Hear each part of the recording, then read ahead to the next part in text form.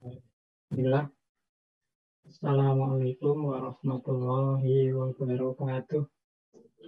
Waalaikumsalam warahmatullahi wabarakatuh. Bismillahirrahmanirrahim. Alhamdulillahirabbil alamin. Wa bihi nasta'inu ala umurid dunya waddin. Allahumma sholli wa sallim wa barik ala habibina wa syafi'ina sayyidina wa maulana Muhammadin wa ala alihi wa ashabihi wa man tabi'ahum bi ihsanin ila yaumil din. Amma ba'du. Bismillah, mari teman-teman kita lanjutkan ngaji filsafat kita, kegiatan rutin kita setiap malam Kamis. Ini untuk kali yang kedua kalinya kita bertemu langsung via Zoom.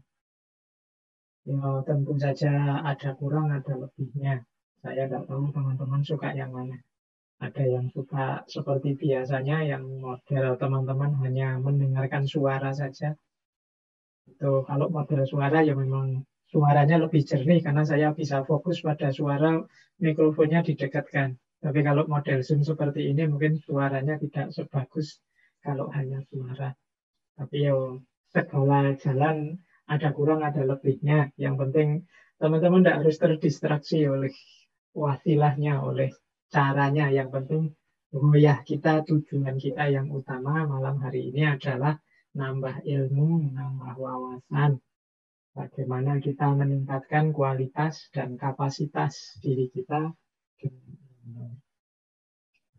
Baik, kita mulai langsung saja masuk ke tema yang sudah kita rencanakan untuk minggu kedua ini, yaitu tentang people pleaser. Ini teman-teman mungkin ada yang sudah pernah mendengar, tapi mungkin juga ada yang belum pernah mendengar. Tema people pleaser ini sebenarnya salah satu antitesis dari tema kita minggu yang lalu, yaitu self-love. Kalau self-love itu konotasinya positif untuk minggu lalu. Tapi malam hari ini, people pleaser ini konotasinya negatif.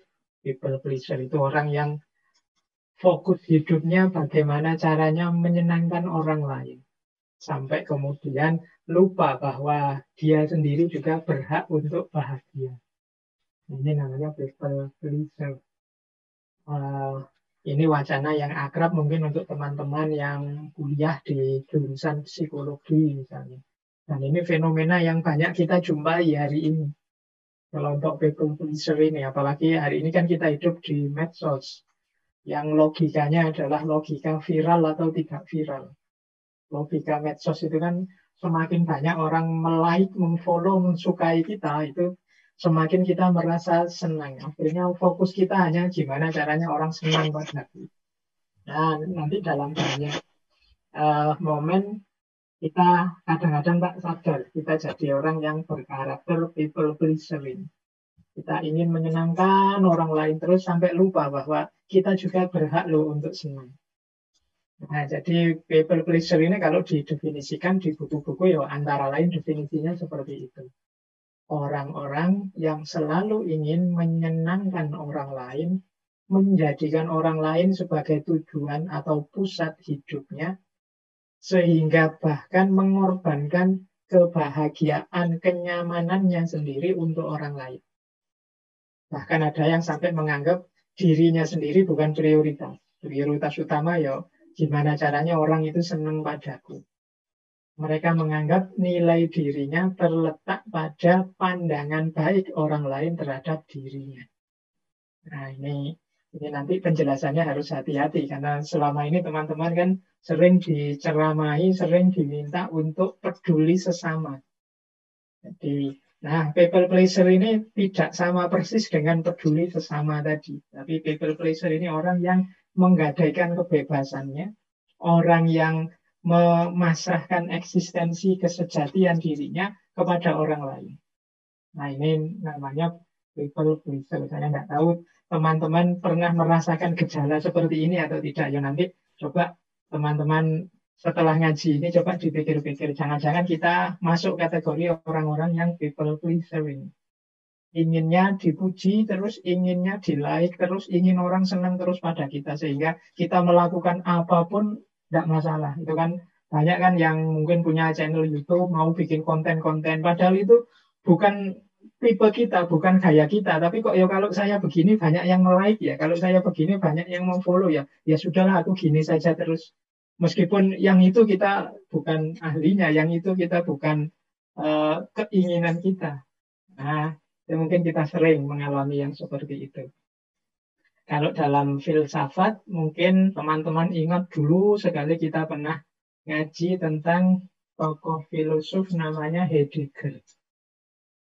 Heidegger ini orang sering menyebutnya filosof yang punya gaya berpikir eksistensialis. Meskipun beliau ini lebih terkenal sebagai seorang filosof yang gayanya fenomenologis.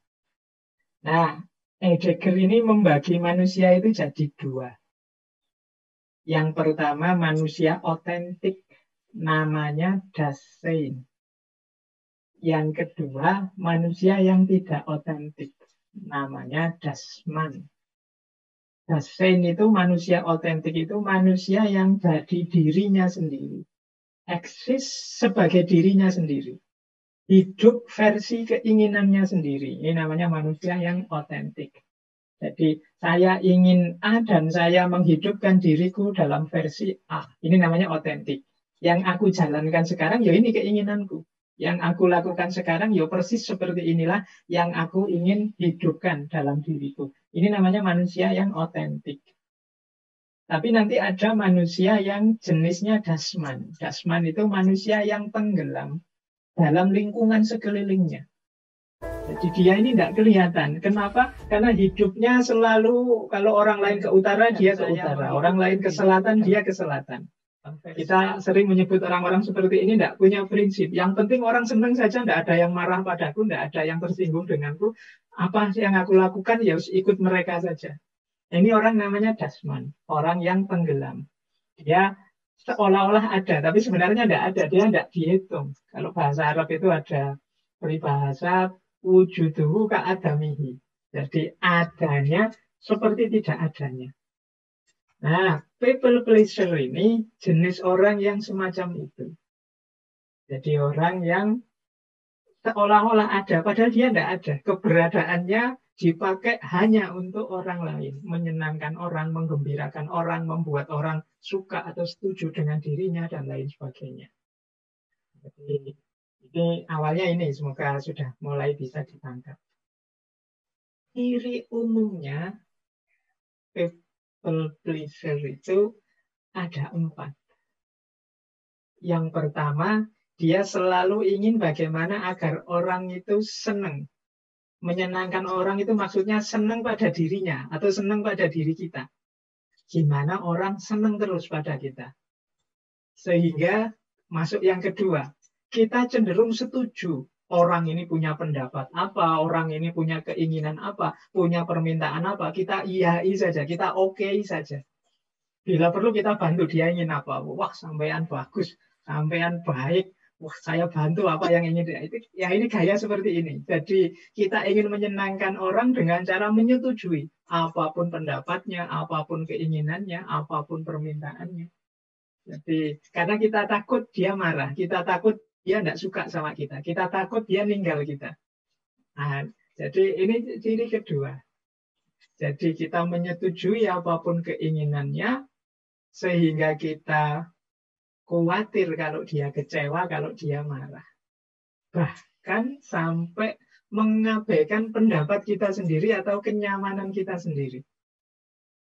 Misalnya teman kita ngajak, yuk malam-malam gini nyate yuk, enak loh sate di sana. Padahal kita tahu, kita itu tidak suka sate di warung itu, kita pernah nyoba. Tapi ya demi teman, ayolah. Saya juga suka kok ke sana. Nah, itu padahal kita tidak suka. Itu dalam rangka apa? Kita takut dia kecewa, kita takut dia marah, kita takut dia tidak berkenan dengan kita. Jadi kita mengabaikan pendapat kita sendiri, kenyamanan kita sendiri demi kesenangan orang lain, demi kesetujuan, demi kenyamanan orang lain. Nah ini saya tidak tahu teman-teman pernah begini atau tidak. Nah, nanti kita lihat ya. Ya meskipun dalam hidup ini kadang-kadang kita butuh, kadang kita menyebutnya basa-basi semacam itu, tapi nanti sampai level tertentu, model people pleaser ini membahayakan untuk kita sebagai manusia. Nanti kita lihat di titik-titik mana people pleaser ini membuat diri kita sebagai manusia jadi tidak otentik lagi, tidak asli lagi.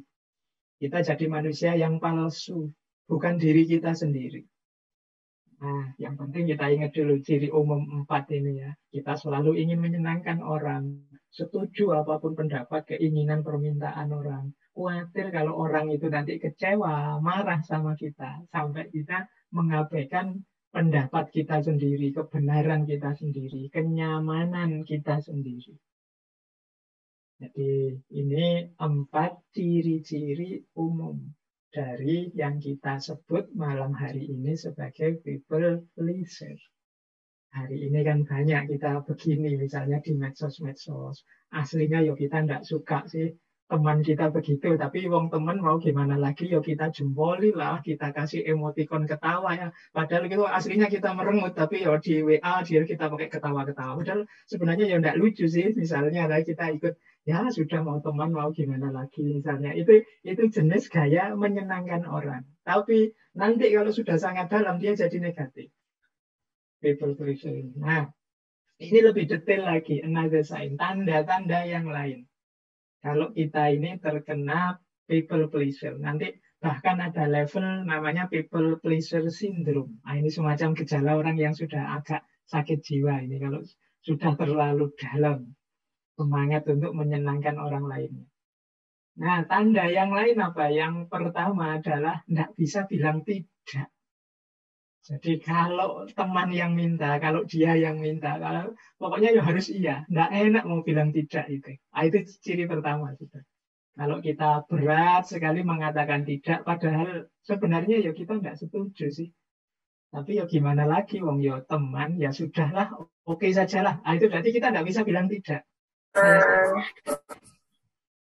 Saya tahu dia salah, saya tahu dia keliru, tapi ya mau gimana lagi.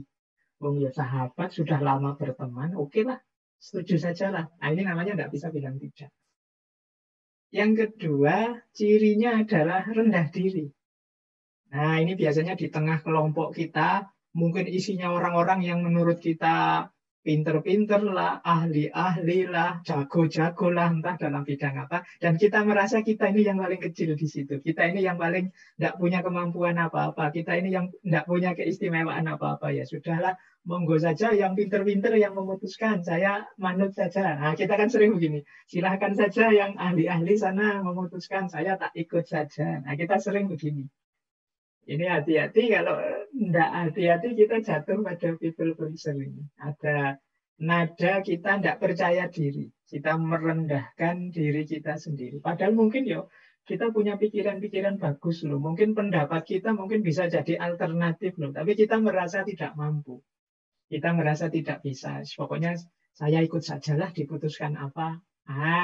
Ini people pleaser. Kadang-kadang kalau dua orang yang sama-sama punya mental people pleaser ketemu, itu tidak putus-putus masalah itu. Jadi kalau sedang rapat atau sedang diskusi, enaknya gimana? Wah, saya ikut sajalah. Saya juga ikut saja, monggo enaknya gimana? Saya juga ikut saja. Akhirnya tidak jalan-jalan. Diajak makan yang satu terserah saja mau makan di mana. Yang satu juga begitu. Ya, saya juga terserah lah, monggo enaknya di mana. Silakan yang memutuskan. Anda, Bapak saja. Tidak jalan. Semuanya ingin menyenangkan temannya.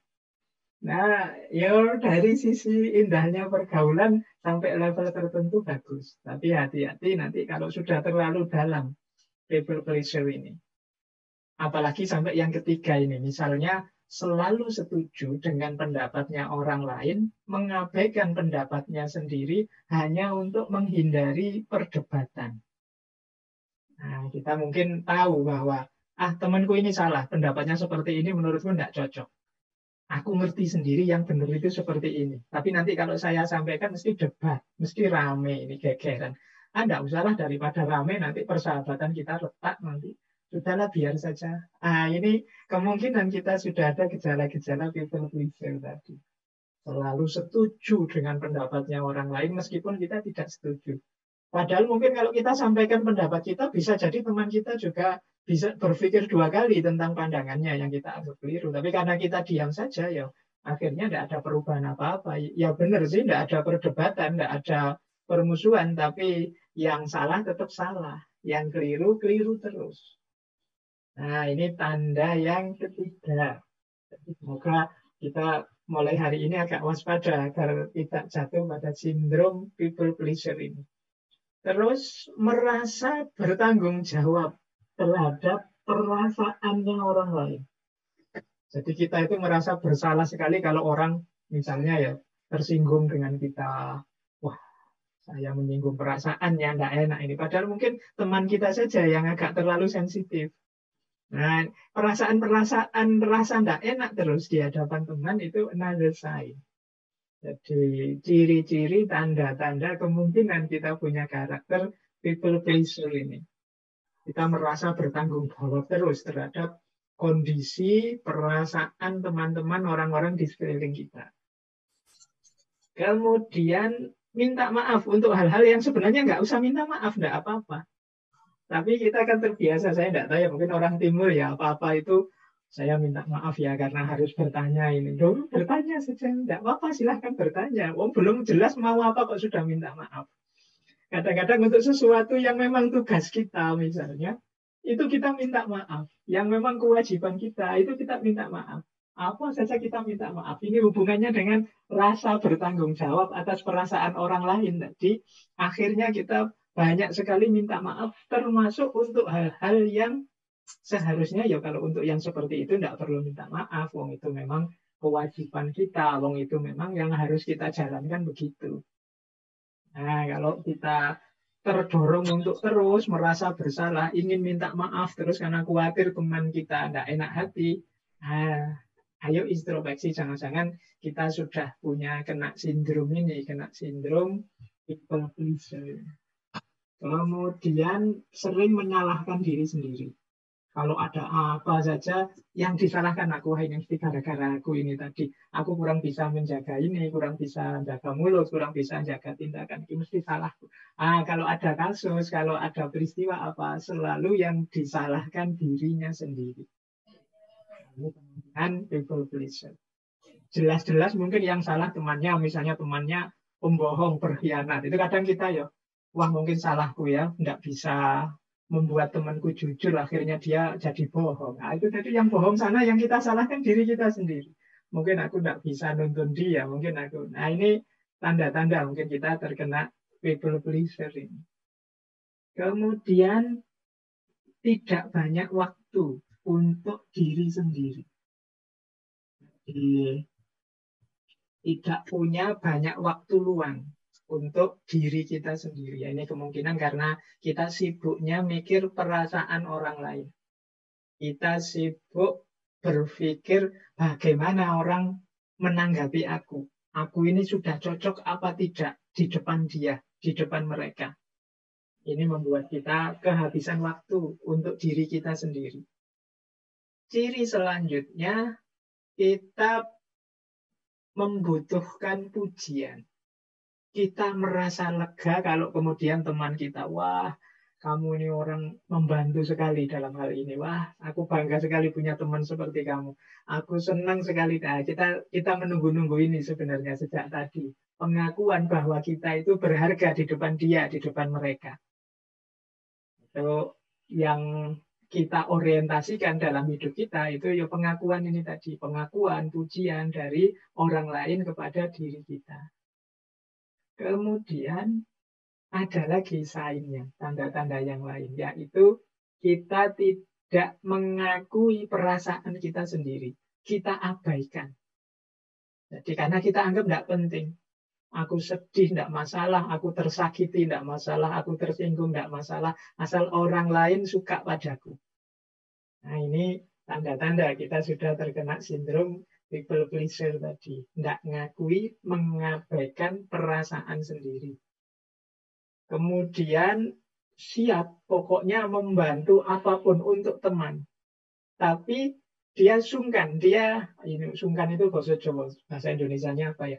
Dia nggak enak, dia segan kalau mau dibantu orang. Dia khawatir merepotkan, dia khawatir menyusahkan orang. Karena nanti khawatir temannya menilai bahwa wah sampean ini sering merepotkan, sering menyusahkan. Khawatir dapat klaim itu. Sehingga dia kalau mau dibantu, itu dia merasa segan, merasa sungkan.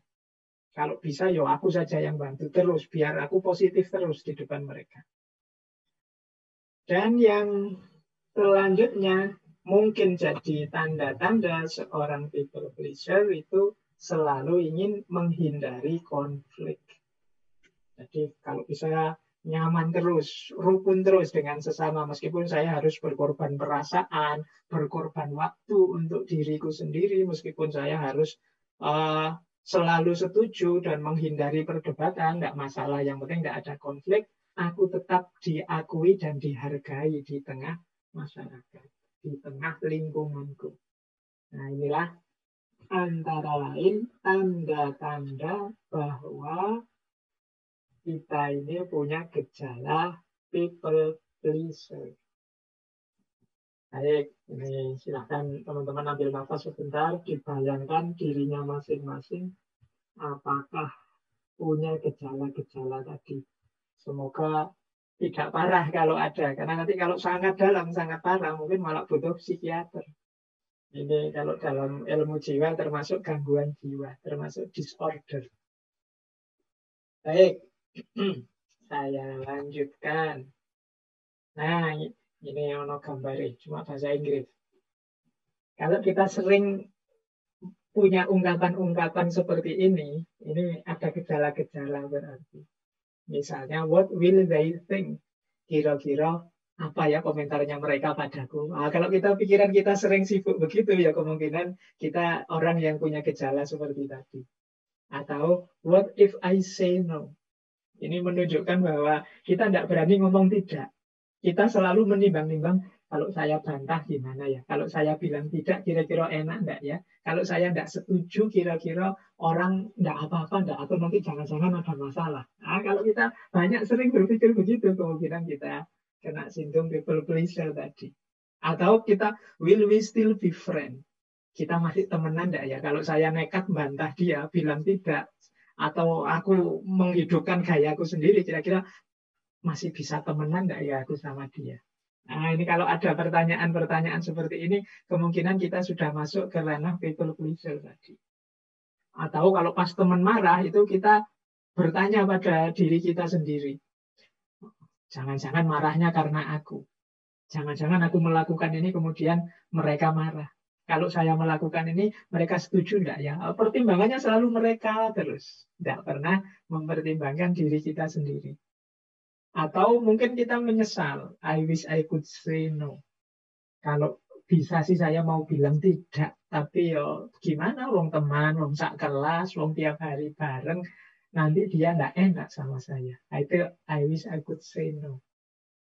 Kalau teman-teman kalimat-kalimat seperti ini, pernyataan-pernyataan seperti ini sering kita ungkapkan, paling tidak untuk diri kita sendiri, ini kita perlu introspeksi. Jangan-jangan kita sudah mulai kena sindrom people pleaser ini. Ini tanda-tanda seperti kata Heidegger tadi, kita menuju diri yang tenggelam. Jadi kita tidak dihitung. Wujuduhu keadamihi tadi. Jadi dalam pergaulan orang nggak ngitung kita, tenang saja. Kalau dia mesti mau kok, kalau dia mesti setuju kok, itu dia anak baik kok, dia nggak mungkin bantah, tenang saja. Ini tanda-tanda mungkin kita, kehadiran kita nggak dihitung. Nah, jadi ini ciri-ciri, tanda-tanda bahwa kita sedang punya gejala people pleaser. Ada beberapa ilustrasi untuk menunjukkan fenomena terjadinya people pleaser ini. Saya ambil ada dari budaya Jawa atau dari kalimat-kalimat yang sering beredar di sekeliling kita. Misalnya kita mungkin sering mendengar istilah asal bapak senang. Nah, ini biasanya bawahan yang pokoknya cerita yang baik-baik saja. Gimana caranya atasannya senang terus. Nah, orang yang bermental asal bapak senang, itu sebenarnya salah satu ciri yang people pleaser. Dia pasti tidak berani menyampaikan pada bapaknya, dalam tanda petik ya, bapak itu bisa pimpinannya, bisa bapaknya beneran, bisa orang yang statusnya lebih tinggi, mungkin gurunya, mungkin dosennya, dan lain sebagainya. Itu di hadapan mereka-mereka ini kalau kita pokoknya diceritain yang enak-enak saja, yang senang-senang saja. Jadi untuk mereka gimana caranya biar mereka senang terus. Kalau sama dosen ya biar nilai kita nanti baik. Kalau kita tidak setuju sama dosen sudah diam saja. Pokoknya kita setujui saja. Lumayan nanti kalau kita dapat nilai A. Itu asal bapak senang. Kita tidak menampilkan apa diri kita apa adanya. Jadi banyak dalam budaya-budaya kita bersikap asal bapak senang. Atau kalau dalam bahasa Inggris ada istilah yes man. Yes man itu orang yang selalu yes, tidak pernah no. Jadi ya ada apa saja yes, pokoknya saya yes. Selalu saya yes, tidak pernah kalau saya no. Saya tidak setuju yang seperti itu. Saya punya pandangan sendiri. Ah, ini masalah. Jadi kalau kita selalu jadi orang yang yes, ya berarti sebenarnya kita tidak pernah mikir. Jadi orang itu kan kalau diajak ngomong gimana menurutmu? Enak enggak? Ya, enak, setuju, ya. Pokoknya jawabnya ya terus. Itu kemungkinan kita memang harus mikir. Inginnya ikut saja. Ya kalau kita gayanya seperti ini, ya jangan mengeluh kalau kita tidak dihitung. Kita akan dianggap ya hanya people pleaser tadi. Untuk bahasa Jawa ini jangkep-jangkepan lah. Yang penting ada gitu saja. Nah ini gaya yes man. Nah, menarik dalam budaya Jawa ada istilah budaya ewuh pekewuh. Nah, ini ewuh pekewuh ini mungkin teman-teman yang Jawa mungkin sering ya mendengarkan kalimat ini. Ewuh pekewuh itu misalnya saya dengan atasan misalnya mau ngeritik nggak enak, wong atasannya sendiri. Itu budaya kadang disebut budaya sungkan. Wah ini sama Pak Yai enggak enak. Sungkan saya kalau harus menyampaikan sesuatu. Padahal mungkin Pak Yainya sendiri seneng kalau kita terbuka. Tapi kitanya sungkan. Karena merasa enggak level. Nah ini namanya budaya ewuh pekewuh. Ewuh itu artinya rumit, ribet. Kalau pekewuh itu ya artinya enggak nyaman, enggak enak. Jadi kita merasa tidak nyaman kalau membuat orang repot. Ini namanya ewuh pekewuh. Misalnya kita mau bertamu jam habis maghrib misalnya. Wah, enggak enak kalau bertamu habis maghrib. Jangan-jangan tuan rumahnya sedang ngaji atau sedang makan malam. Nanti dianggap minta makan lagi. Nah, ini ewuh pekewuh contohnya. Nah, dalam banyak kasus, ewuh pekewuh ini kalau berlebihan ya jatuhnya people pleaser tadi. Jadi kita tidak memperhatikan kepentingan kita. Pokoknya kepentingan orang lain terus yang jadi fokus. Makanya saya sebut tema malam hari ini itu antitesisnya, lawannya tema minggu lalu tentang self-love. Jadi hidup kita sering ribet gara-gara ewuh pekewuh ini. Kita inginnya tidak merepotkan, tidak menyusahkan, inginnya menyenangkan orang terus. Padahal mungkin orang yang kita senangkan itu tidak selalu begitu maunya. Tapi kitanya saja merasa tidak enak, tidak nyaman kalau merepotkan orang lain. Ya, budaya sungkan. Sungkan, mau WA, tanya macam-macam. Nanti kalau beliau tersinggung gimana, tidak enak. Oke, saya. Nah, ini contoh-contoh manifestasi. Dalam budaya timur, tradisi semacam ini kuat. Jadi tradisi bagaimana kita harusnya mendahulukan yang lain, bagaimana kita mengutamakan yang lain, sampai melupakan diri kita sendiri. Ada banyak sekali konsep-konsep ajaran-ajaran.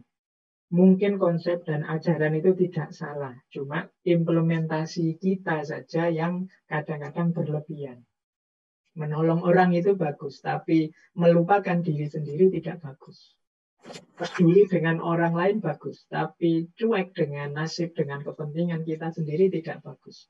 Kalau bahasanya Al-Quran, wala tulku bi'aidikum ila tahluka. Jangan kamu menjatuhkan dirimu, melemparkan dirimu dalam kehancuran secara sengaja. Jadi orang hidup itu normalnya mencari enak, mencari nyaman. Nah, jadi ini contoh-contoh manifestasi dari people pleaser. Ada karakter orang yang yes man, asal bapak senang, atau ewo bekewo yang berlebih-lebihan. Serba sungkan mau apa-apa. Akhirnya apa-apa jadi tidak jalan. Kepentingan kita tidak terakomodir karena kita tidak berani, tidak enak mau cerita. Baik. Nah, kita belajar sebentar biar tidak salah paham. Kalau dalam dunia filsafat ada istilah altruisme. Altruisme itu orang yang mengorbankan dirinya untuk orang lain. Tapi ini tidak sama persis dengan pleasure tadi. Orang yang hanya ingin menyenangkan orang lain. Mengapa? Di mana sih bedanya? Ayo dipahami pelan-pelan ya. Sebenarnya, orang yang gayanya pleasure tadi, kelihatannya seolah-olah mempedulikan orang lain. Tapi sebenarnya dia ini egois. Jadi dia ini ingin mendapatkan balasan dari orang lain itu. Balasannya dalam bentuk apa? Pengakuan atau penghormatan. Ingin disebut orang baik, ingin disebut orang yang sopan, ingin disebut orang yang tahu unggah-ungguh, ingin disebut. Nah, akhirnya apa? Melupakan kepentingannya sendiri karena ingin disebut tadi. Inilah namanya people pleaser. Jadi orang yang targetnya adalah diakui orang lain, dihargai orang lain, maka dia mengorbankan banyak hal untuk orang lain demi itu. Bandingkan dengan seorang altruis. Kalau altruis, dia tidak mikir balasan apa-apa. Dia berbuat baik, ya memang ingin berbuat baik. Para spiritualis, misalnya para sufi yang hidupnya murah hati, itu kan dia tidak mikir balasan apa-apa. Sahabat kita yang sejati misalnya menyenangkan kita, tapi dia tidak menunggu balasan apa-apa. Kita memuji dia atau kita membenci dia tidak masalah. Yang penting dia ingin berbuat baik saja pada kita. Beda dengan people pleaser tadi, dia menunggu dipuji, dia ingin orang itu selalu menganggap dia positif.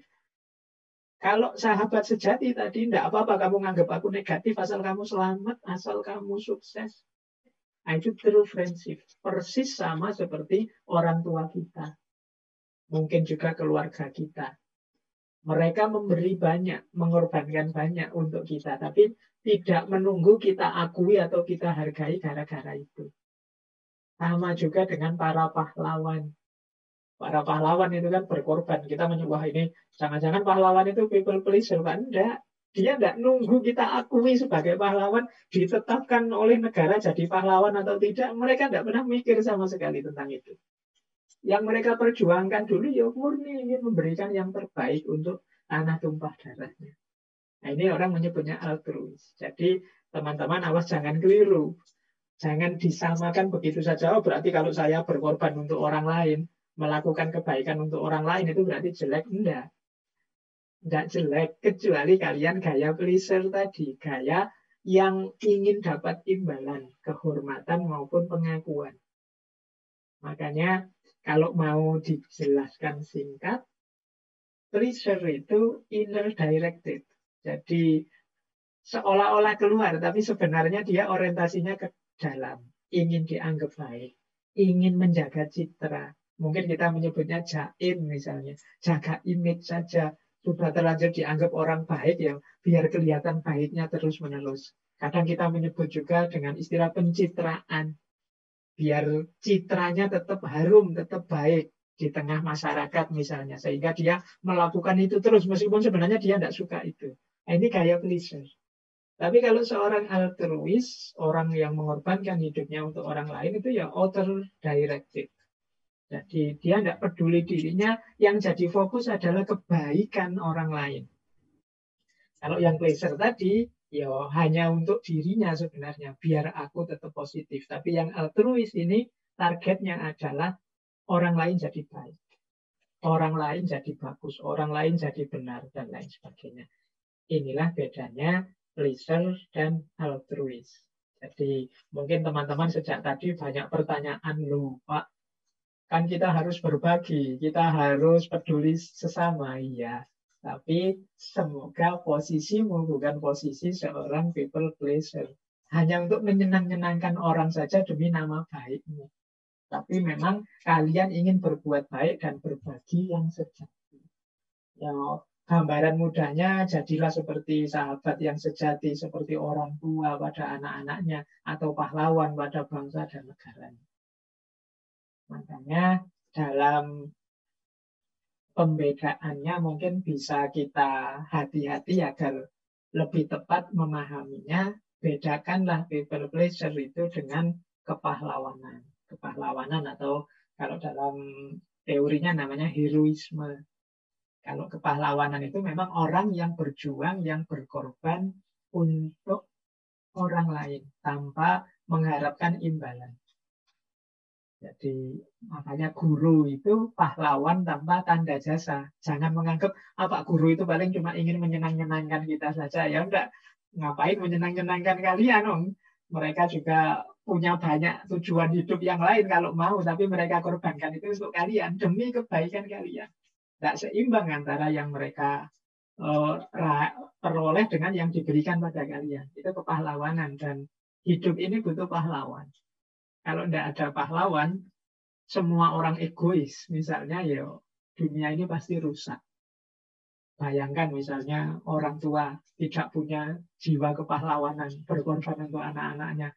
Mereka hanya mikir kepentingannya saja. Begitu anaknya lahir, dicuekin. Allah sudah, ini makhluknya Allah, biar Allah sendiri yang ngurusi, ya bisa rusak dunia ini.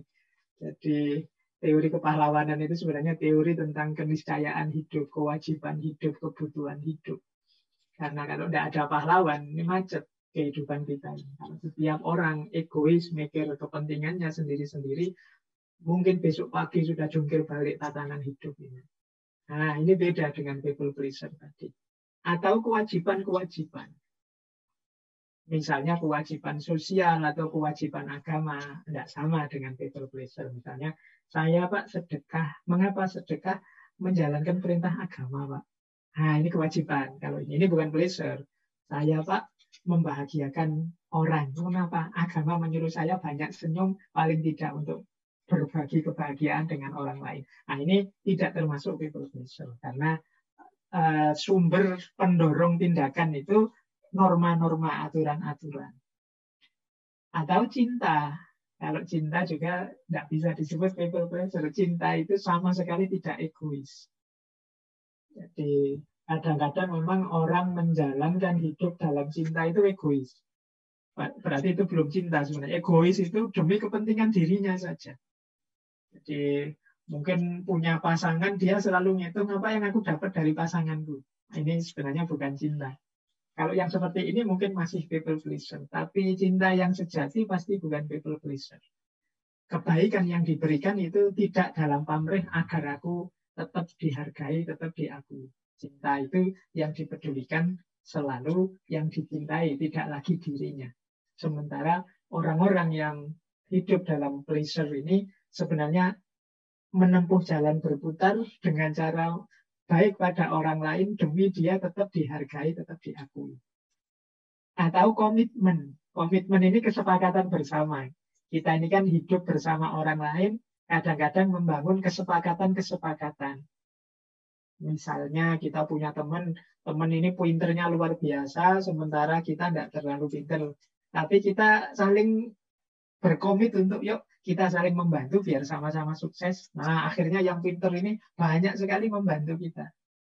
Dan dia ya tentu saja tidak mengharapkan apa-apa. Yang dia lakukan sesuai komitmen yang sudah dibangun bersama. Nah, ini juga tidak tergolong pleasure. Jadi mungkin sejak tadi teman-teman bertanya, lah kok tak boleh berbuat baik pada sesama? Lo tetap sangat dianjurkan. Tapi semoga tidak di level people pleasing. Hanya untuk menyenangkan orang lain demi pengakuan mereka pada diri kita. Demi pandangan positif mereka pada diri kita. Jadi mudahnya people pleaser ini dari orang-orang yang nggak percaya diri. Mereka butuh pengakuan dari yang lain. Nah, inilah kuncinya people pleaser dari hal-hal yang lain di luar pleasure. Kepahlawanan tidak termasuk people pleaser. Cinta juga begitu. Kewajiban-kewajiban yang harus dijalankan juga begitu. Komitmen juga begitu. Baik, Ini semoga sudah mulai bisa ditangkap maksudnya tentang tema malam hari ini, people pleaser. Ya nanti kalau ada pertanyaan silahkan ditulis, nanti kita obrolkan di minggu terakhir bulan ini. Baik, kita lanjutkan ya. Ambil nafas sebentar, mungkin sudah capek manteng di depan laptopnya, di depan HP-nya sendiri-sendiri. Matanya sudah tidak kedip sejak tadi. Boleh noleh-noleh sebentar, noleh kiri, noleh kanan. Kalau dalam teorinya di depan laptop itu kalau bisa 20 menit sekali kita membuang wajah. Jangan manteng di depannya terus. Noleh kiri, noleh kanan boleh. Apalagi di sekitarnya ada yang seger-seger. Maksudnya ya kalau ada bunga-bunga tumbuhan biar seger, biar enggak lihat kaca terus. Baik, ya kalau saya kan yang bagian ngomong jadi manteng ke sini terus. Tapi percayalah ini bukan people pleaser. Ini kita komitmen kita bersama dalam kajian kita ini. Saya jatahnya ngoceh ngomong 2 jam teman-teman yang mendengarkan. Baik, kita lanjutkan. Nah, ayo kita telusuri sekarang akar-akarnya. Ada beberapa akar dari pleasure.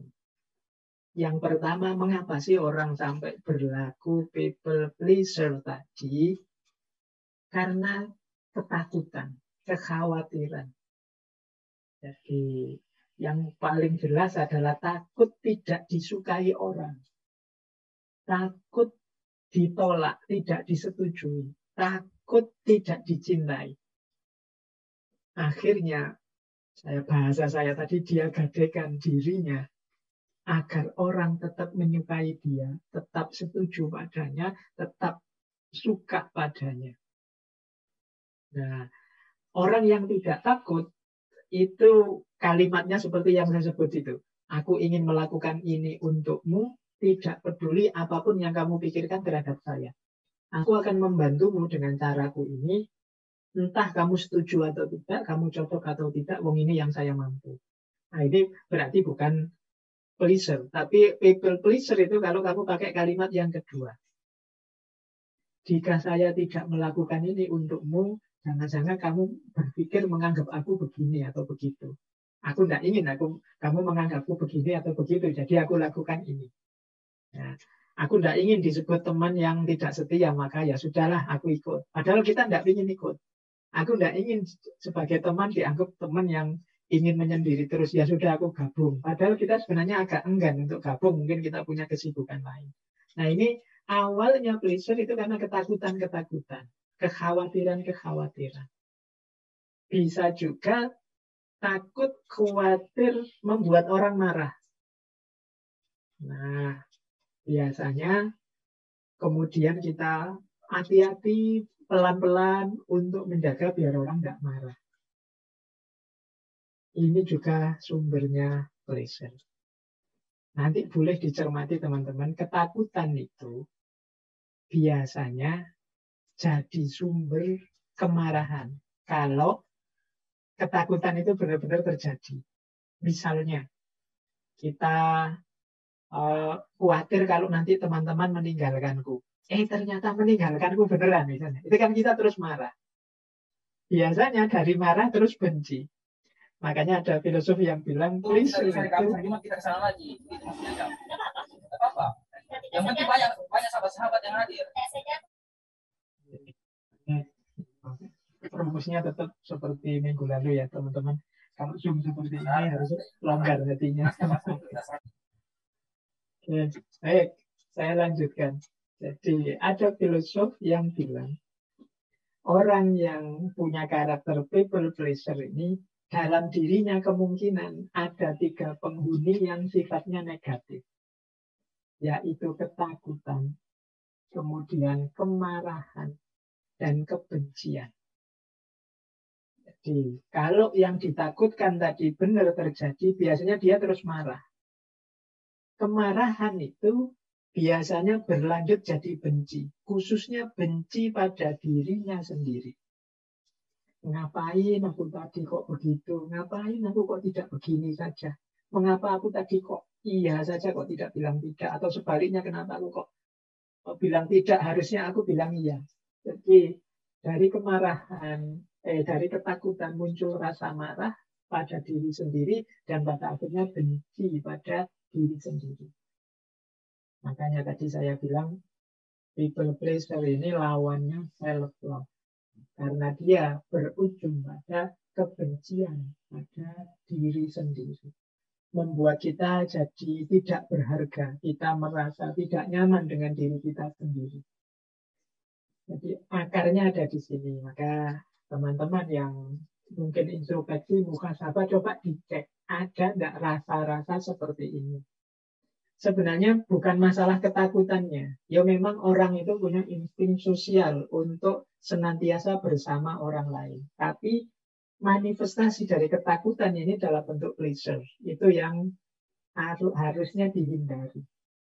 Jadi, karena kalau arahnya ke sana itu meskipun kita sudah melakukan seperti yang mereka inginkan, tidak ada jaminan kok mereka itu suka, mereka itu senang dengan yang kita lakukan.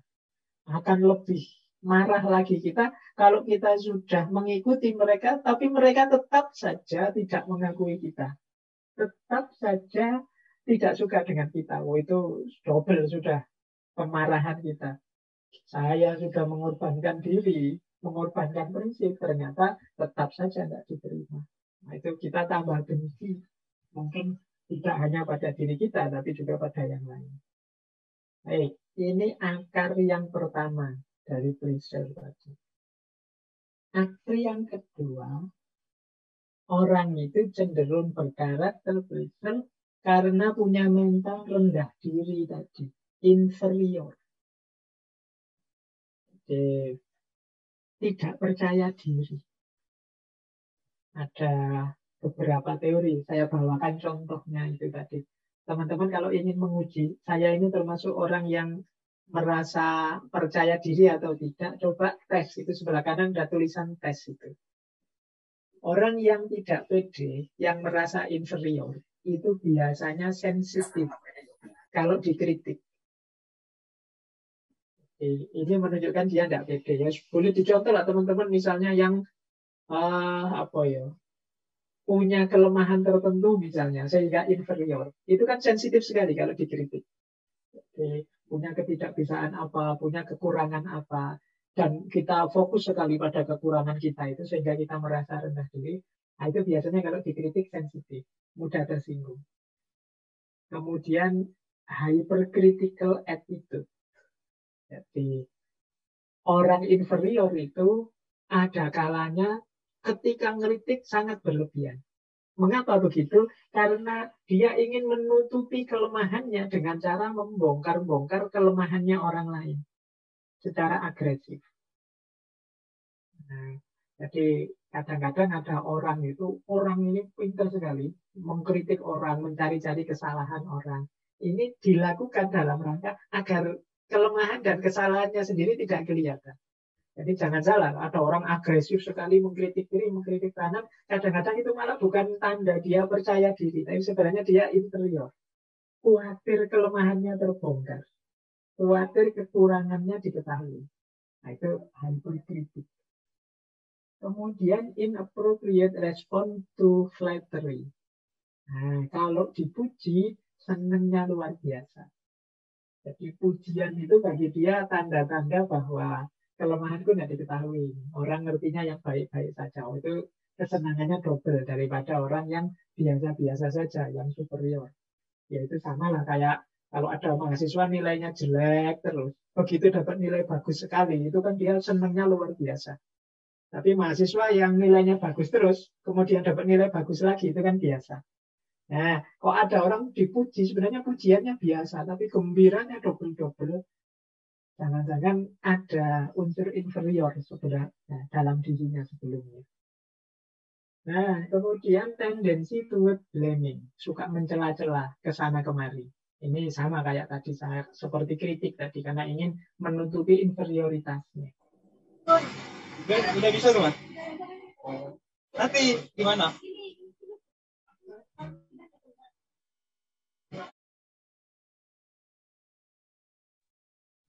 Saya lanjutkan ya, nggak apa-apa. Dianggap iklan saja biar saya nggak ngomong terus, nanti capek. Terus, feeling of persecution. Jadi merasa orang lain itu membuli dirinya terus. Padahal orang nggak ngapa-ngapain, cuma lihat dirinya itu dia sudah salah tingkah, nggak karuan. Ini jangan-jangan mesti sedang mengamatiku nih. Ini jangan-jangan sedang melihatku nih. Nah, itu feeling of persecution. Misalnya kayak Zoom seperti ini, itu kan sebenarnya kita nonton laptop kita, HP kita. Kita nggak nonton siapa-siapa. Meskipun di gambarnya itu kelihatan kita seperti bertatap-tatapan wajah. Tapi kan orang tuh, wah ini jangan-jangan kejelekanku ini ketahuan ini. Jangan-jangan, ini orang yang inferior. Akhirnya cepet-cepet terus videonya dimatiin.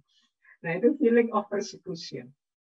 Padahal tidak ada orang peduli dengan dia, tapi dia merasa, wah mesti semua lihat aku nih. Mesti semua ingin mengomentari jelek tentang aku.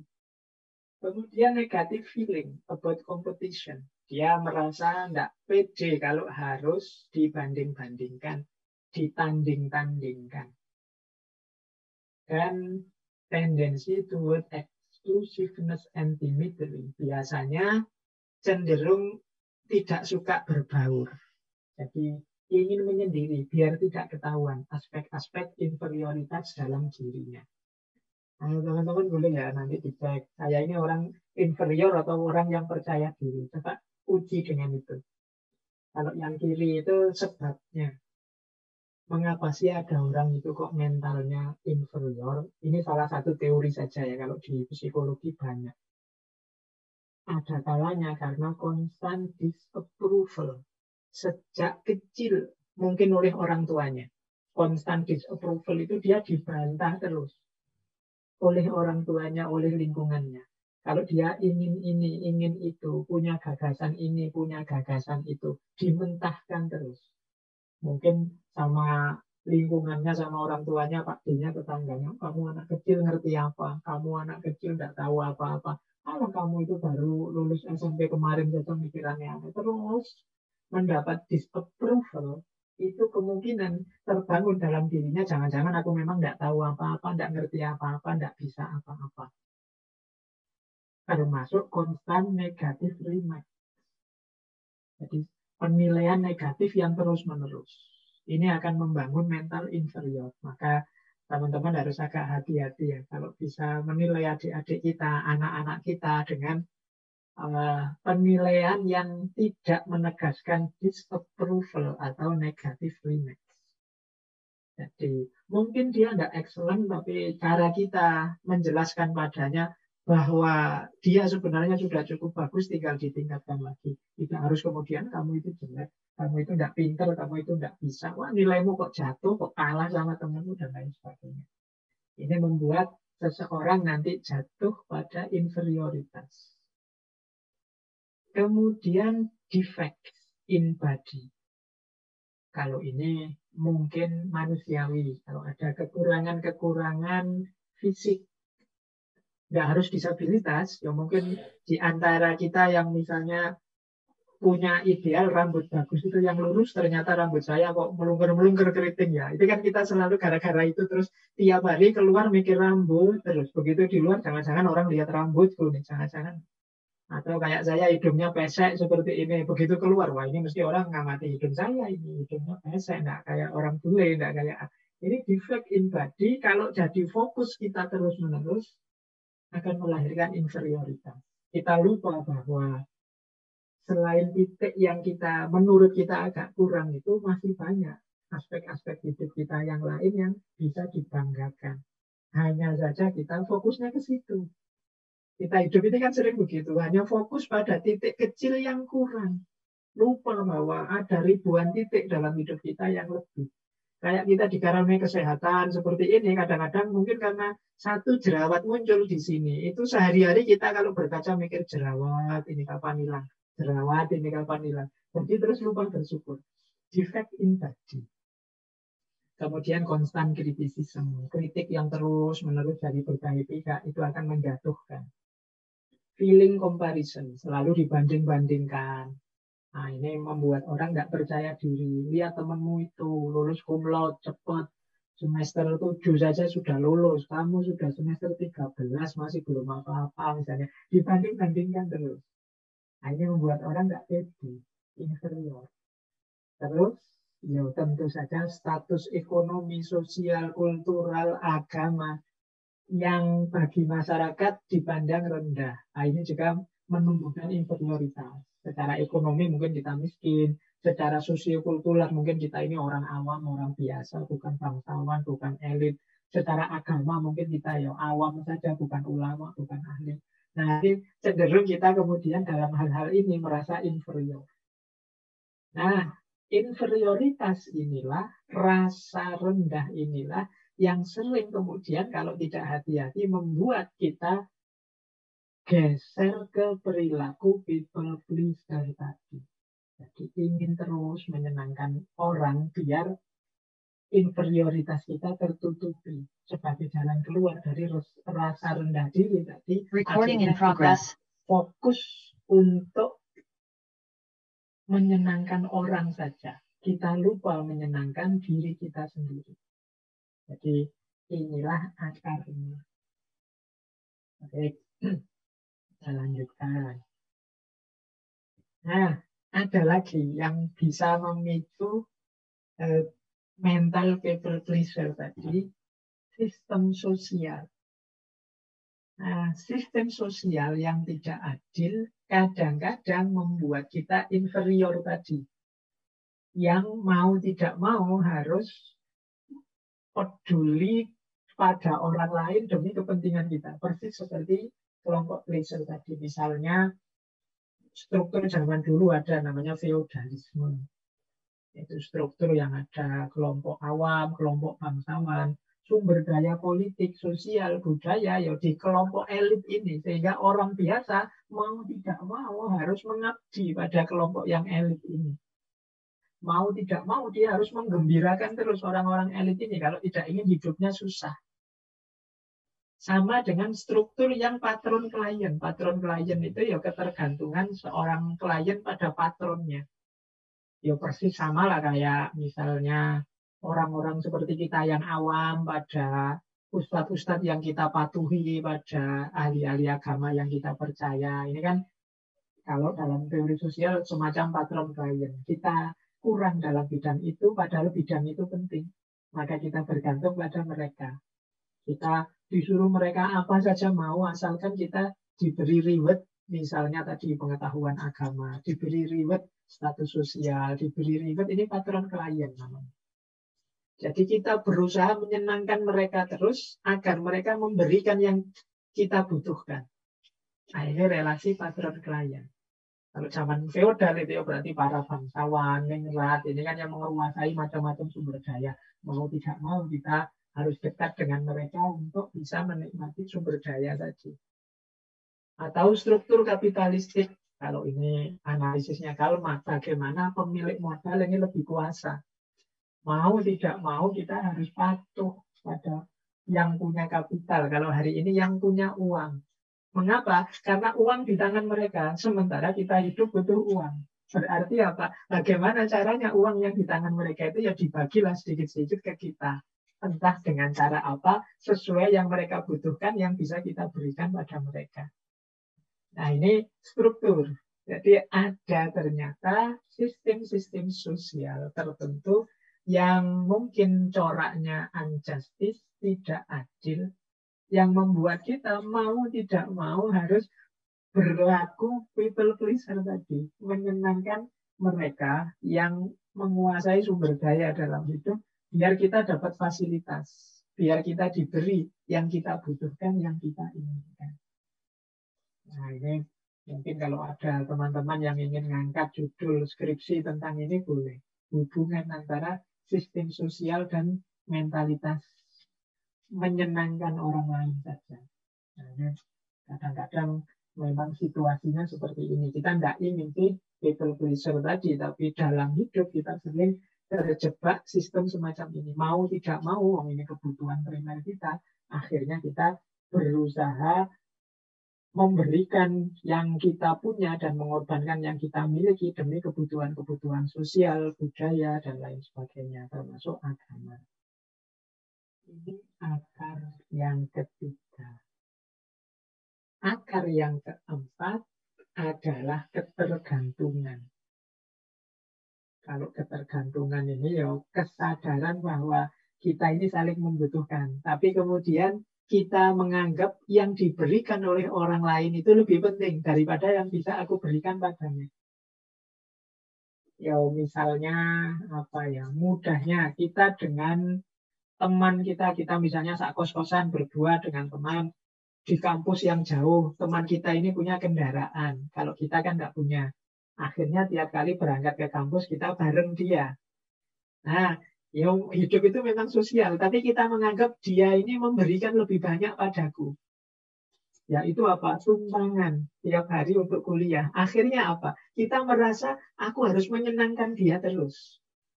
Jangan sampai dia tersinggung, jangan sampai dia kecewa padaku, jangan sampai dia marah padaku. Karena dia sudah memberikan hal yang penting padaku. Nah ini kalau bahasa mudahnya ini ketergantungan.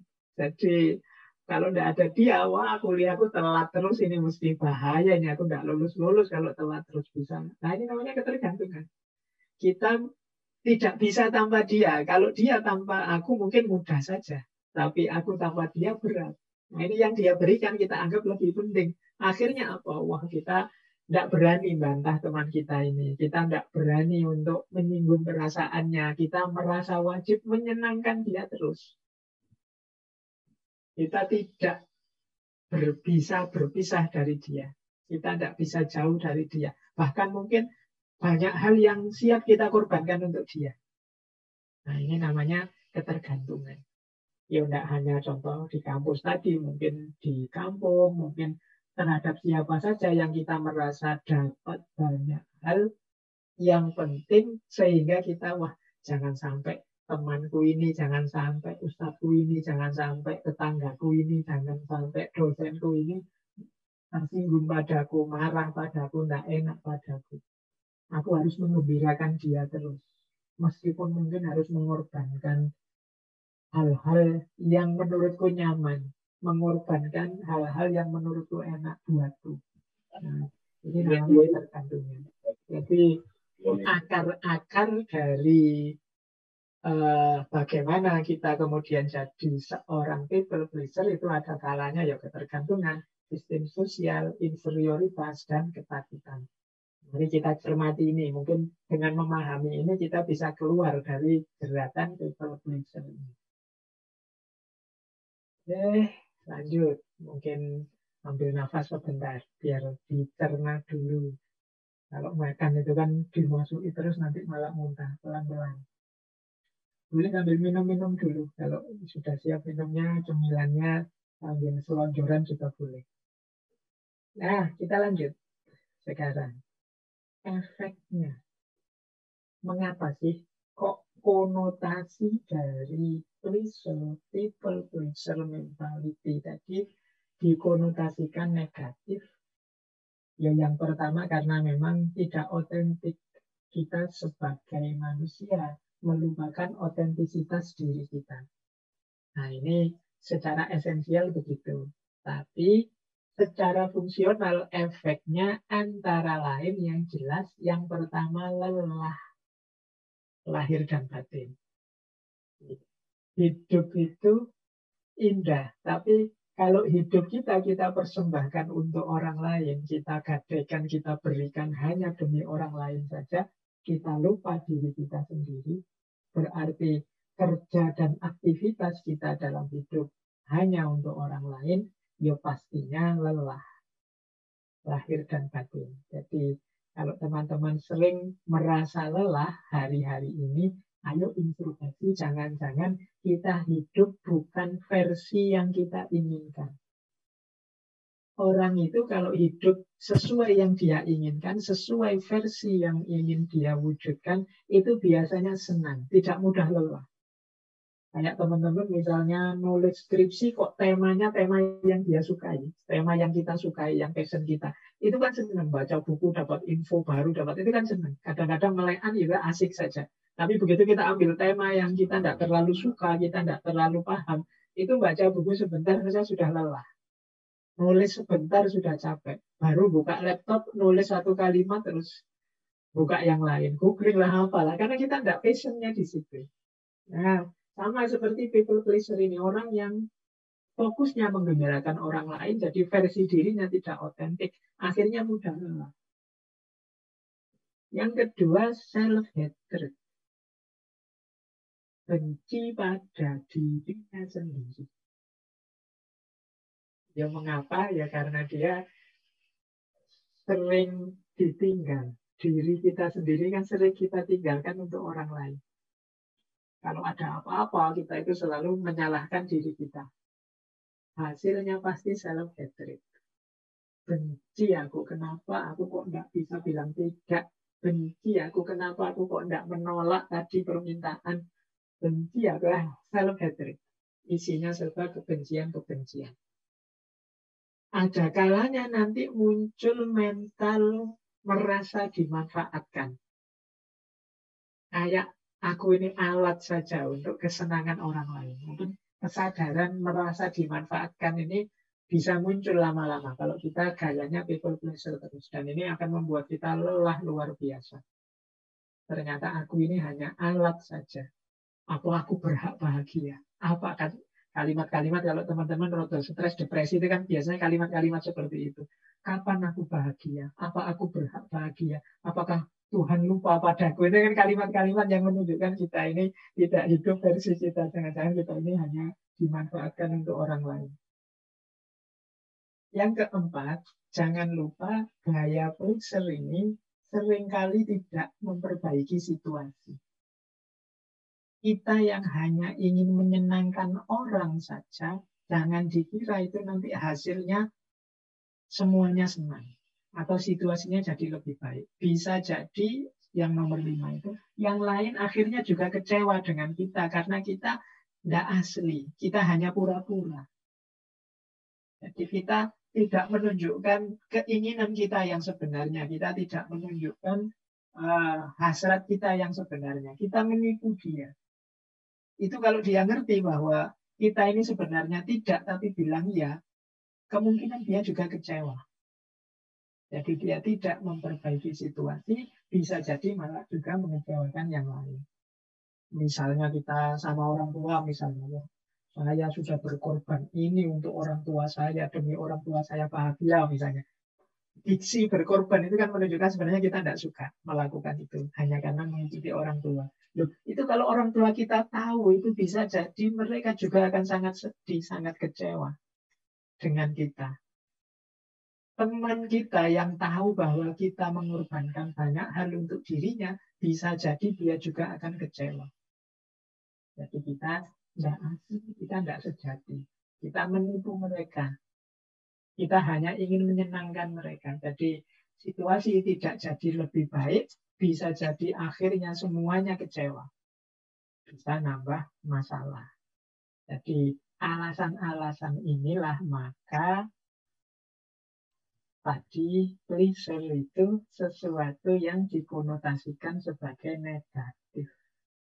Ya, menghindari ketidaknyamanan sesaat, tapi bisa jadi nanti kita ketemu ketidaknyamanan yang jauh lebih panjang dari kekecewaan-kekecewaan yang kita hasilkan sendiri. Baik, kita lanjutkan.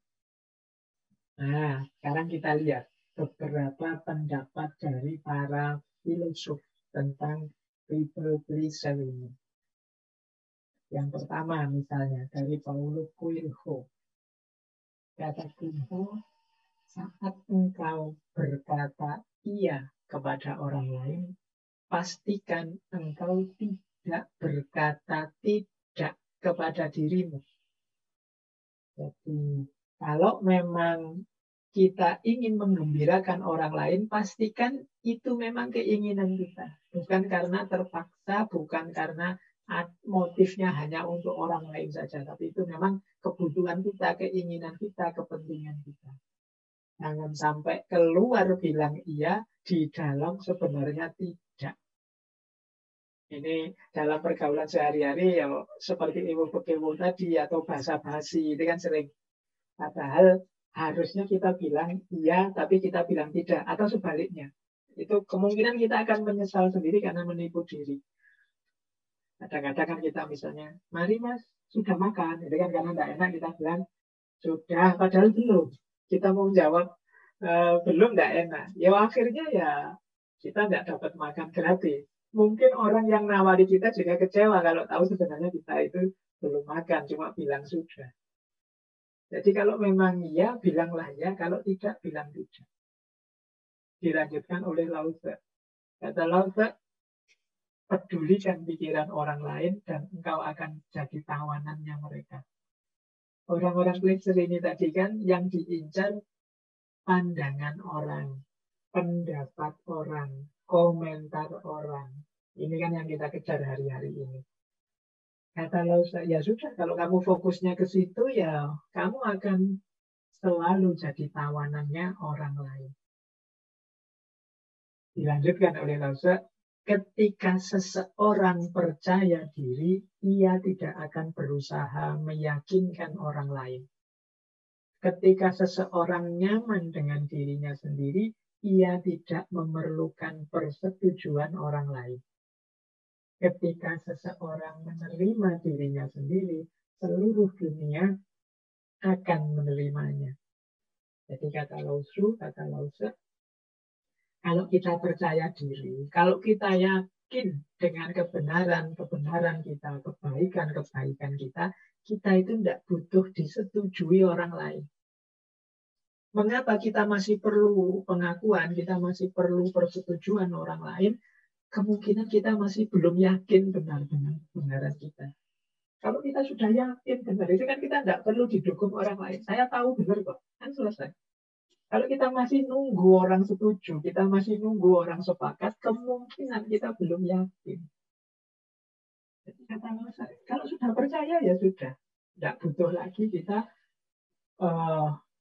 keyakinan-keyakinan yang dukungan-dukungan dari orang lain. Kalau kita sudah nyaman, kita juga tidak butuh disetujui orang lain. Wong saya sukanya ini kok, ya sudah. Orang nganggapnya, wah anak muda kok begitu. Enggak, saya nyamannya ini kok. Jadi tidak butuh disetujui orang lain. Kita gelisah dengan komentar orang, tidak disetujui orang itu karena mungkin kita belum mantap, belum yakin dengan diri kita sendiri. Dan kalau kita bisa menerima diri kita apa adanya, kata Lao Tse, seluruh dunia akan menerima kita. Sebaliknya, wong kita sendiri tidak menerima diri kita, bagaimana yang lain bisa menerima?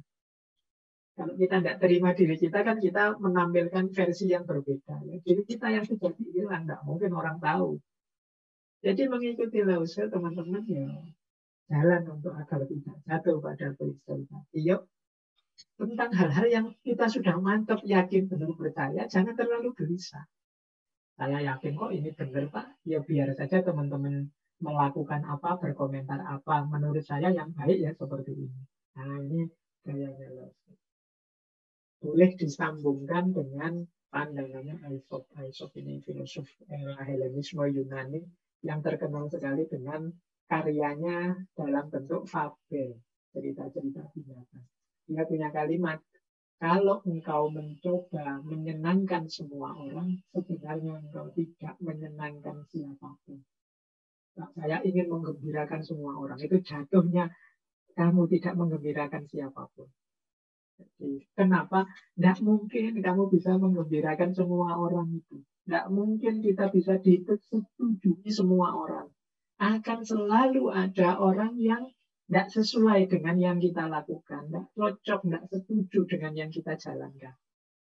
Jadi, kalau kita mencoba menyenangkan semua orang, jatuhnya adalah tidak ada satupun orang yang kita senangkan.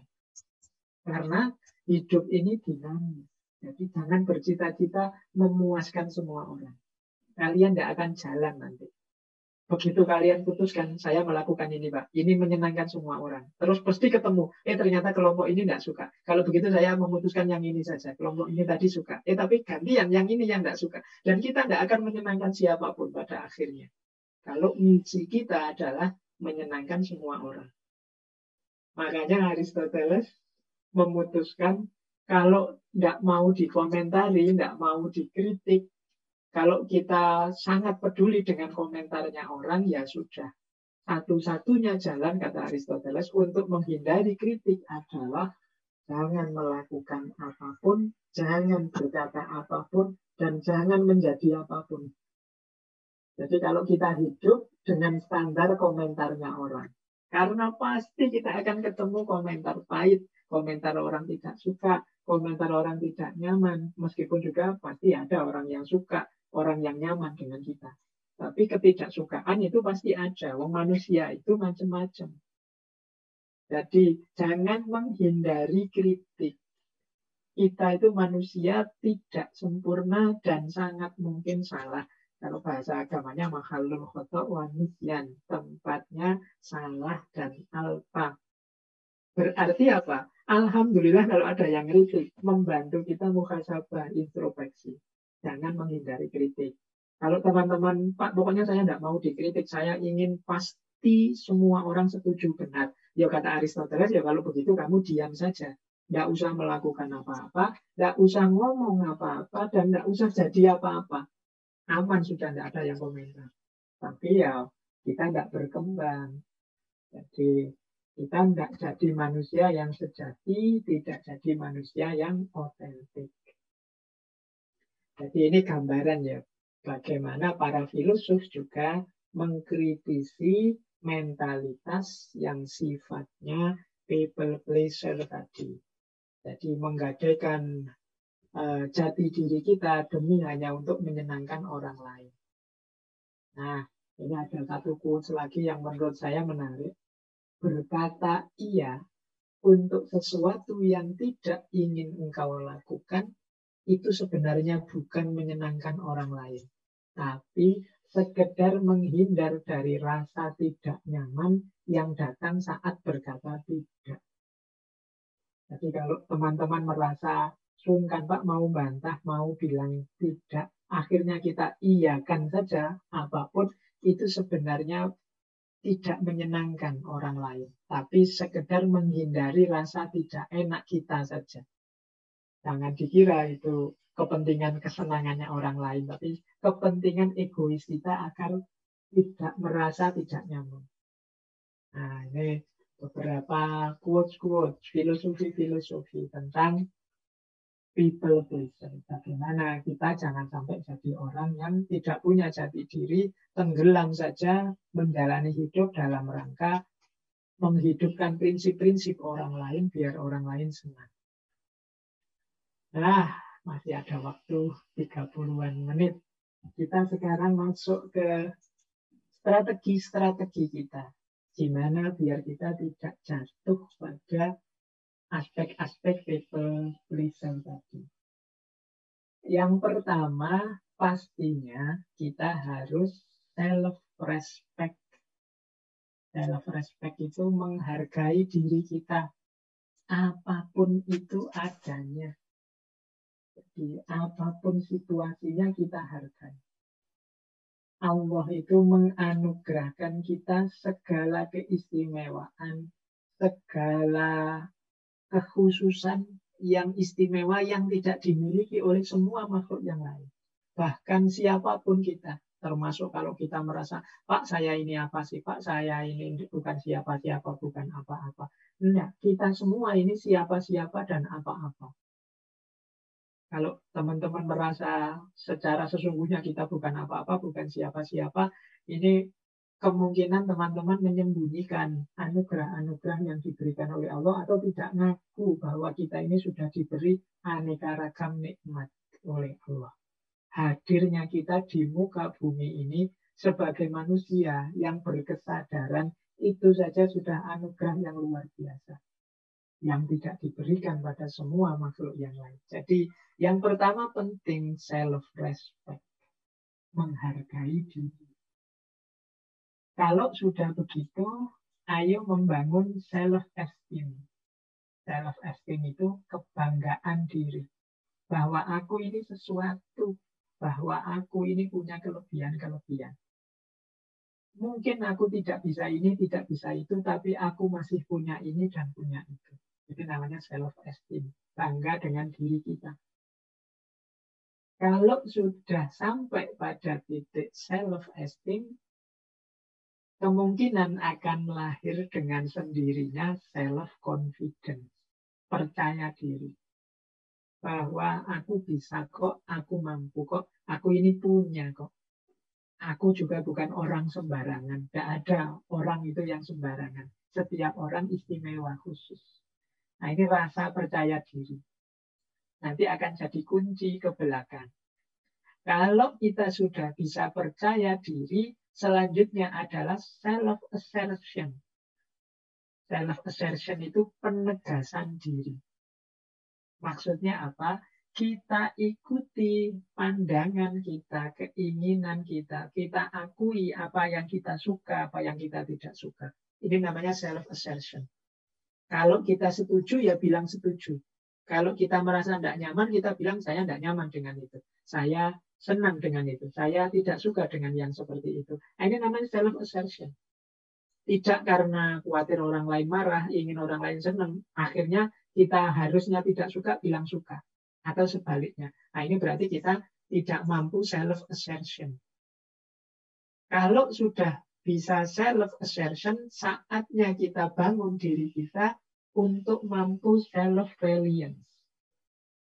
Self-reliance itu bersandar pada diri kita sendiri, mandiri, tidak tergantung. Nah, kalau ini butuh proses, butuh usaha. Jadi self-reliance itu berarti ya sudah, kalau demi kebenaran, kebaikan, prinsip-prinsip yang saya yakini, kemudian orang tidak suka dengan saya atau meninggalkan saya, ya tidak masalah. Aku bisa kok mengandalkan diriku sendiri. Nah, ini namanya self-reliance. Jadi kemandirian kita akan membantu kita untuk tidak punya pleasure attitude, tidak punya mental yang hanya asal orang lain senang, asal bapak senang, atau yes man. Tapi kita jadi orang yang self-confident, self-assertion, dan self-reliance. Percaya diri, mampu menegaskan diri sendiri, dan kuat bersandar pada diri sendiri. Tidak tergantung pada orang lain. Kalau orang lain mau bergantung pada kita, monggo kita bisa memberikan kebahagiaan, kegembiraan pada mereka. Tapi kalau mereka tidak suka, tidak setuju dengan prinsip-prinsip kita, ya silahkan. Nah, ini namanya self-reliance. Jadi ini prinsip-prinsip ya, kalau saya baca cepat seperti ini rasanya mudah ya. Self-respect, self-esteem, self-confidence, self-assertion, self-reliance. Tapi ini menghidupkannya ya pelan-pelan, setahap demi setahap. Paling tidak semoga teman-teman sudah mampulah kalau sekedar self-respect dan self-esteem. Untuk self-esteem ini tinggal dicari keistimewaan-keistimewaan kita. Biar teman-teman tidak merasa saya itu isinya kekurangan semua kok Pak. Saya tidak ada lebihnya. Pasti ada. Bahkan kesehatan yang selama ini kita enyam itu ya kebanggaan tersendiri. Banyak orang yang sakit misalnya. Bahkan semangat kita untuk belajar malam hari ini misalnya, mau ikut ngaji, itu kan juga kelebihan. Banyak orang yang sudah tidak mau belajar lagi, merasa dia sudah pasti benar. Berarti, alhamdulillah Pak, ya saya ini masih mau belajar. Itu kan sebentuk kebanggaan. Ternyata saya juga ada baiknya. Nah, ini membangun self-esteem namanya. Kalau sudah begitu bisa self-confident, percaya diri. Saya yang sudah bolak-balik itu ngaji filsafat, bisa lah kalau sekedar berpendapat, berkomentar misalnya. Ini namanya self-confidence. Alhamdulillah kalau bisa lanjut self-assertion dan self-reliance. Tapi untuk dua ini ya memang butuh proses. Jadi ini tahap-tahap ketika kita ingin melawan attitude pleaser. Jadi melawan perilaku yang hanya ingin menyenangkan orang lain. Baik. Nah, kita lanjutkan. Jadi kita sudah masuk ke tips-tips, strategi-strategi. Kalau ini strategi yang tadi saya sebut ya, kita kan sering benci dengan diri kita karena merasa kita ini kok mau saja diperalat orang lain. Yaitu mungkin salah kita sendiri. Maka ayo diatur sekarang, mulai ditata hidupnya agar tidak hanya jadi alat orang lain yang mau saja diperintah ini itu demi kesenangan orang lain. Yang pertama, penting dalam hidup kita untuk tahu batas kita yang jangan dilanggar. Batas itu bisa nilai, bisa tujuan, bisa keyakinan, bisa prioritas. Nah, ini disebut batas karena boleh kok kita membantu orang lain, menyenangkan orang lain, tapi jangan nabrak batas ini. Jangan sampai kita mengkhianati nilai-nilai yang sudah kita yakini. Jangan sampai kita membuang keyakinan kebenaran yang sudah kita miliki. Jangan sampai kita melanggar prioritas. Misalnya gara-gara kita ingin baik pada orang lain, kemudian misalnya kita korbankan kuliah kita, misalnya kuliah harusnya prioritas. Kita korbankan keluarga kita misalnya. Nah ini tidak boleh. Keluarga bagi saya prioritas. Nah ini namanya batas. Jadi hidup memang perlu kita tolong-menolong. Alhamdulillah bisa menyenangkan, menggembirakan orang. Tapi jangan sampai nabrak batas. Nah ini strategi agar kita tidak hanya jadi alatnya orang lain. Yang kedua, seandainya yang harus kita lakukan untuk orang lain itu kita belum bisa ngukur ini nabrak batas saya atau tidak, ini melanggar prinsip atau nilai saya atau tidak, ya jangan kesusu diputuskan. Minta waktu. Coba saya pertimbangkan dulu. Jadi kalau ada teman misalnya minta kita melakukan sesuatu, menyuruh kita agar melakukan memenuhi kebutuhannya, menggembirakan dia dan lain sebagainya, ya kalau kita tidak yakin benar bahwa ini melanggar batas, melanggar prioritas dan lain sebagainya, ya minta waktu deh. Coba saya pikir dulu, saya pertimbangkan dulu permintaan. Nah ini lebih luas, biar kita tidak, wah karena teman saya iyakan saja lah, karena tetangga saya okekan saja, ya enggak. Kalau memang nanti setelah dipikir tidak cocok, ya ditolak. Kalau cocok bisa dilanjutkan. Kemudian batasi penawaran. Kalau memang bisa dan mungkin, ya kalian bisa nawar. Nawar itu misalnya dia mintanya 3 hari, yo 1 hari atau 2 hari saja, biar sisa hari bisa saya manfaatkan untuk hal lain yang lebih penting. Misalnya. Ini namanya membatasi. Nah, sampean kan bisa juga melakukan itu. Meskipun tidak sepenuhnya, nanti saya bantu deh sedikit-sedikit. Kalau saya terus yang melakukan, nanti malah tidak mandiri. Misalnya. Ini namanya nawar. Biar kita tidak hanya diperalat. Biar kita tidak hanya jadi alat yang menggembirakan dia, biar dia juga bisa mencari kegembiraannya sendiri. Nah, ini namanya kita beri penawaran-penawaran. Kemudian kalau memang sama sekali tidak cocok, kita tidak setuju dan tidak sesuai, latihanlah berkata tidak. Harus berani. Jadi, karena semakin kita tidak berani, tidak siap berkata tidak, kita akan semakin sulit untuk keluar dari jerat people pleaser tadi. Dan yang terakhir, agar kita tidak jadi alatnya orang lain, adalah sampaikan juga preferensi kita. Preferensi kita itu maksudnya keinginan kita. Sampaikan juga pendapat kita. Sampaikan juga komentar kita. Oke, saya siap bantu kamu. Tapi menurut saya, bukankah yang lebih baik begini misalnya. Itu namanya preferensi. Tapi menurut saya, cocoknya kan lebih enak begini. Itu namanya preferensi. Jadi bagaimana biar orang juga tahu bahwa kita ini bukan alat yang bisa dipakai ke sana kemari sesuka mereka. Kita juga punya prinsip, kita juga punya pendirian. Inilah cara kita agar tidak jadi alatnya orang lain.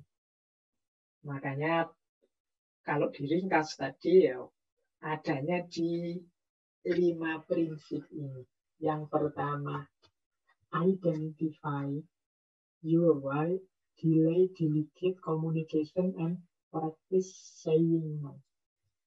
Jadi yang pertama, kita harus punya nilai identify your why itu. Kita tahu argumennya, kita tahu dasarnya, mengapa kita melakukan itu, mengapa kita membantu teman, mengapa kita ingin membahagiakan dia, kita tahu alasannya.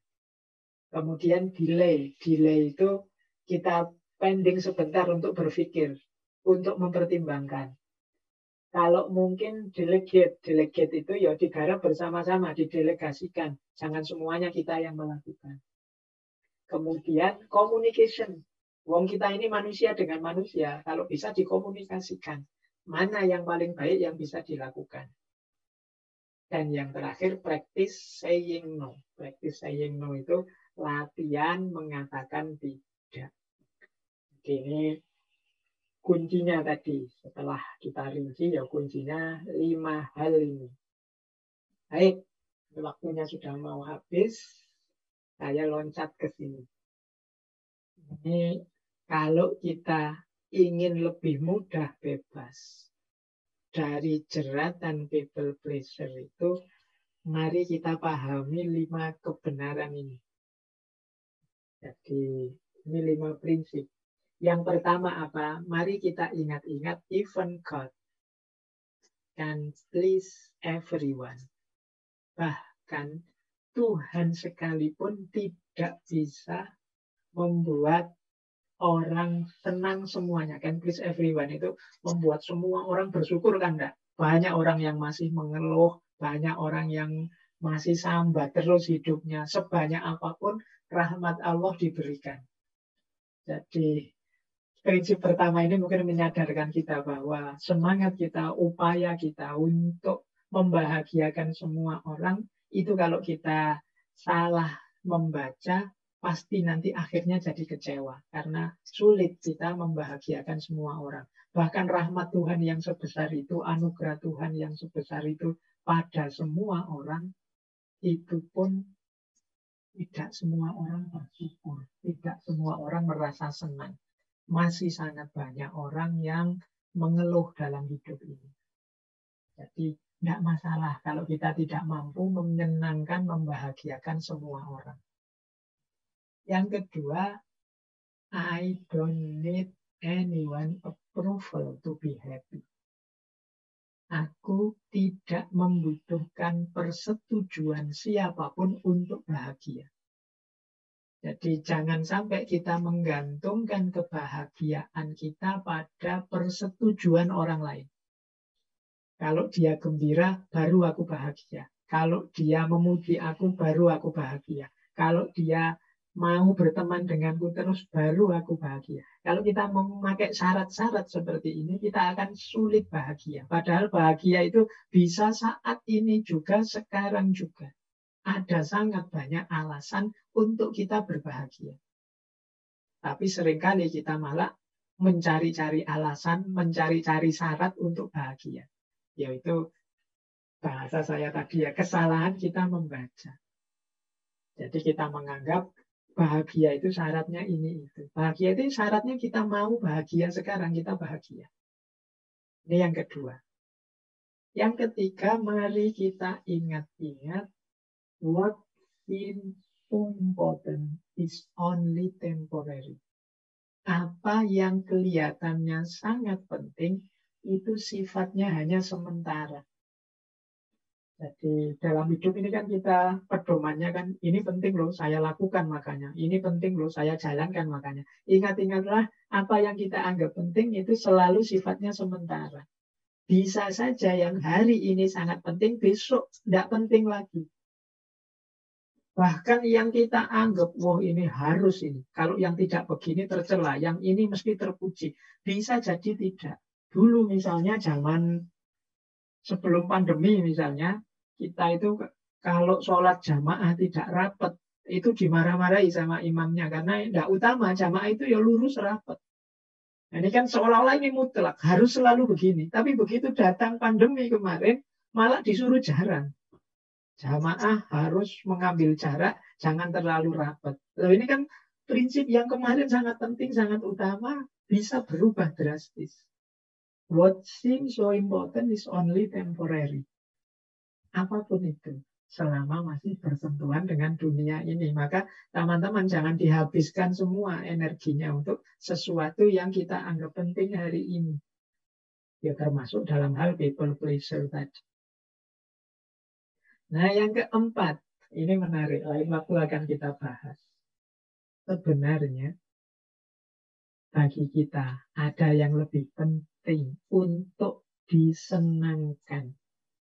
Disenangkan itu kan dicari ridhonya. People pleaser itu kan kita mengejar ridhonya manusia. Ada yang lebih hakiki yang harusnya kita kejar. Kalau kita hanya mengejar ridhonya manusia, kita akan banyak tertipu, banyak kecewa. Satu-satunya fokus yang harus kita kejar adalah ridhonya Tuhan. Jadi jangan hanya people pleasure, tapi mari kita kejar God pleasure. Jadi keridhaan Tuhan pada kita. Itu nanti ada kaitannya, ada penjelasannya panjang. Mungkin di sesi yang lain kita bahas seperti apa God pleasure, mencari, mengejar ridhonya Allah, ridhonya Tuhan. Gitu. Dan secara esensial, efek ketika kita mengejar ridhonya Tuhan, itu pasti juga melewati kegembiraan, kebahagiaan, keridhoan sesama. Nah, ini prinsip yang keempat. Jadi biar kita tidak terpaku terus ingin mengejar pujian dan kesenangan orang atas kita, mari kita geser orientasi ke Tuhan. Nah, yang terakhir, kebenaran yang mungkin akan membuat kita terbebaskan adalah God saved me to be me, not someone else. Tuhan menciptakan kita dengan segala karakter dan keunikan kita, ya biar kita menjadi diri kita, bukan menjadi orang lain. Kalau kita punya karakter people pleaser tadi, itu kan kita mengikuti karakternya orang lain. Seperti saya jelaskan di depan tadi, manusia yang tenggelam dalam kerumunan, tidak otentik dari diri kita sendiri. Padahal Allah menciptakan manusia secara berbeda-beda dengan karakternya masing-masing. Itu ya tentunya untuk hidup dengan itu. Sebagaimana God saved me, Tuhan membentukku. Tidak untuk kita pasrahkan hidup kita pada orang lain. Sehingga kita hidup demi orang lain. Kita hidupnya tentu saja harusnya yang sesuai dengan keridhaan keinginan Tuhan. Berarti sesuai dengan bentuk karakter yang diwujudkan oleh Tuhan dalam diri kita. Nah, inilah 5 kebenaran yang kalau ada waktu teman-teman silahkan direnungi. Karena ini mungkin bisa membebaskan kita dari jeratan-jeratan people pleaser. Baik, kalau ini mungkin sesi malam hari ini kita tutup dengan quote ini. Quote dari Dr. Seuss. Dr. Seuss itu penulis kartunis dari Amerika. Kata dia, you have brain in your head. You have feet in your shoes. You can steer yourself any direction you choose. You are on your own, and you know what you know. And you are the one who will decide where to go. Kalian masing-masing itu punya otak sendiri-sendiri di kepala. Punya kaki sendiri-sendiri di sepatu kalian. Kalian bisa mengarahkan hidupmu kemanapun kalian mau. Kalian itu mau jadi orang baik ya bisa, mau jadi orang jelek ya bisa. You are on your own. Kalian adalah penguasa nasib kalian sendiri.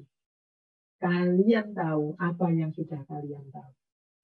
Dan kalianlah harusnya yang satu-satunya menentukan kemana kalian harus pergi. Apa yang bisa kalian lakukan dan akan kalian lakukan. Ini menegaskan bagi kita bahwa yuk kita ini sendiri-sendiri. Punya kualitas, kualifikasi sendiri-sendiri. Mari memilih, menentukan hidup kita masing-masing. Kalau dalam agama, dalam Al-Quran ada ayat wala taziru wazirotun wizro ukhro. Jadi setiap orang membawa bebannya sendiri-sendiri. Jadi kita nanti oleh Allah dihisab ya sendiri-sendiri.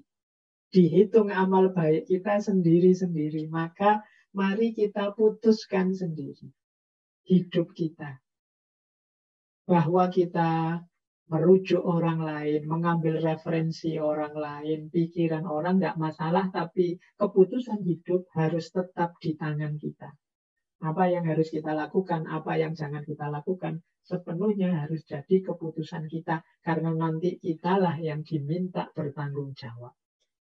Jangan sampai kita hanya ikut, hanya manut orang lain, dan ternyata keliru, dan besok kita harus mempertanggungjawabkan itu. Itu malang sekali kita kalau seperti itu.